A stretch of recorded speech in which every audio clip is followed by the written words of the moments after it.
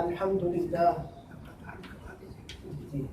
الحمدللہ وکفا وسلام علی عبادہ الذین اصطفى اما بعد اعوذ باللہ من الشیطان الرجیم بسم اللہ الرحمن الرحیم ان هذا القرآن يهدي للتي هي اقوم ويبشر المؤمنين الذين يعملون الصالحات ان لهم اجرا كبيرا وان الذين لا يؤمنون بالآخرة اعتدنا لهم عذابا أليما۔ باتیں تو کافی ہو چکی ہیں، قرآن مجید کے حوالے سے میں کچھ گزارشات کرنا چاہوں گا۔ جس طرح محترم حافظ اسد صاحب بتا رہے تھے کہ ہر جگہ میں اختلاف ہی اختلاف ہے، حقیقت ہے جب مسلمانوں کے پاس قرآن تھا، میری مراد ان کی عدالتوں میں قرآن تھا جی، وہ ایک قانون کی صورت تھی، پوری دنیا کے وہ بادشاہ تھے، پوری دنیا ان سے خوف زدہ تھی۔ اس وقت حقیقت ہم عرب سے زیادہ ہیں لیکن اغیار کے غلام ہیں، ہماری کوئی حیثیت نہیں، ایک فون پر ڈھیر ہو جاتے ہیں، اور حقیقت یہ پستی یہ ذلت مزید بڑھے گی اگر ہم قرآن کی طرف نہیں پلٹیں گے۔ میں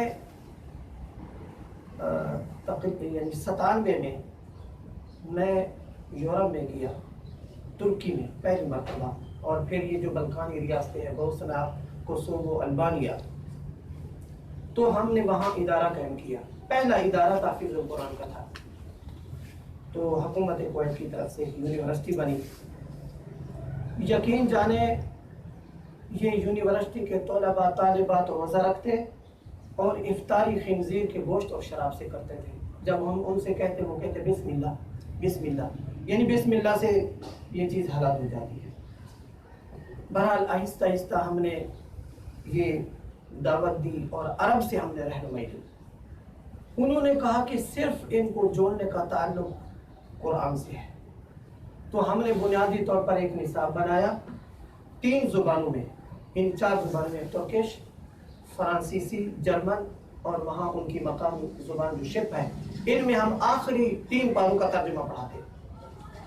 یقین جانے 2 سال کے اندر بچے قرآن مجید کو بھی سمجھتے اور 4-5 زبانوں پر ان کو عبور ہو جاتا، اور جب عرب آتے اتنی عربی میں ان کی استعداد ہو جاتی، یقیناً ان کی ترجمانی کرتے، پھر 50-100 طلباء عرب یونیورسٹیوں میں جاتے، اور صرف 15 سال کے اندر اس ملک کی کایا پلٹ گئی ہے۔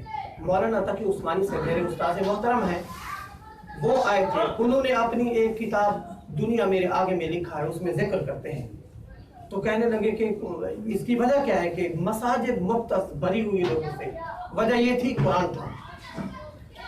تو حقیقت ہے قرآن بہت آسان ہے، مسلمانوں کے پاس اس وقت سب سے بڑی نعمت اللہ کی قسم قرآن کے علاوہ کچھ نہیں ہے۔ صرف تلاوت کی حد تک تو وہ تو بہت زیادہ ہے، ایک گھر میں 10 حافظ ہیں، ان کی کوئی حیثیت نہیں ہے، ان کو اللہ نہیں دیکھیں گے۔ اصل یہ ہے کہ قرآن کی طرف رجوع کریں، پڑھیں، سمجھیں، اور ماشاءاللہ محترم حافظ رفیق صاحب ان کا ایک نام ہے، اور وہ حبیب الرحمن صاحب کے بھی استاد محترم ہیں، تو وہ میرے بھی بڑے بھائی ہیں۔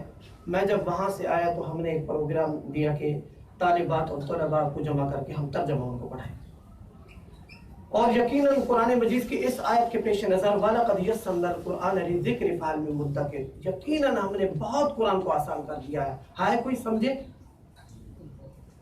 اور آپ کو یقین آئے گا 6 ماہ کے اندر وہ بچیاں بچے بالکل دھیان سے اٹھائے اور ہم نے ان کو ترجمہ پڑھایا، اور کہیں سے ان کو اٹکن نہیں آتی تھی۔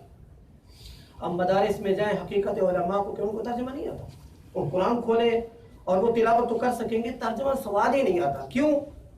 دوسری بحث میں پڑھ جاتے ہیں، منطق کی کتابیں، فلسفہ، اور جس کتاب کے لیے یہ علوم پڑھائے جاتے ہیں وہ کتاب نہیں، اس وجہ سے جو ہے نا وہ اختلاف ہے۔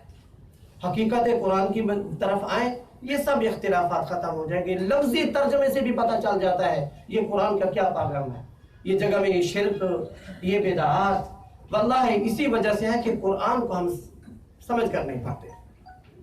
تو میں نے محترم حبیب الرحمن سے ابو کہا تھا کہ قرآن مجید کی دعوت کو عام کریں، وہ جو اساتذہ ہیں ان کو قرآن بستیوں میں بھیجیں۔ حقیقت ہے اور قرآن مجید کی یہ سادہ جو ان کے پاس ہے بنیادی گرامر، یہ جو اصل جو پڑھاتے ہیں مدارس میں مشکل انداز میں نے بھی انہی سے پڑھی ہے. تو حقیقت اس سے تو 2-3 سال میں وہ پتہ بھی نہیں چلتا. حتیٰ جب زیادہ اس کی گہرائی میں جاتے تو ایسے بتائیے یہ مشکوک علم ہے. مولانا ابو الحسن علی ندوی بہت بڑے عالم ہیں، انہوں نے سیریا مصر سے عربی پڑھی. تو وہ جب ایک مرتبہ اپنے استاد کی کلاس میں بیٹھے تھے، مولانا مسعود عالم ندوی کی کلاس میں، تو وہ پڑھا رہے تھے قالا اصل میں کیا تھا اور پھر کیسے ہوا، پھر کیا بنا. تو مولانا دیکھ رہے تھے کہ یہ تو بچوں کو پریشان کر رہے ہیں، یہ اس طرح جو ہے نا وہ بس. تو انہوں نے کہا کہ استاد محترم ذرا اس کی تاریخ بھی بتا دیں کہ قالا اصل میں جس طرح آپ نے بتایا قابلہ تھا تو کس تاریخ کو تھا، اس کا ذرا تاریخی پس منظر بھی بتا دیں. تو مسعود عالم ندوی صاحب سمجھ گئے.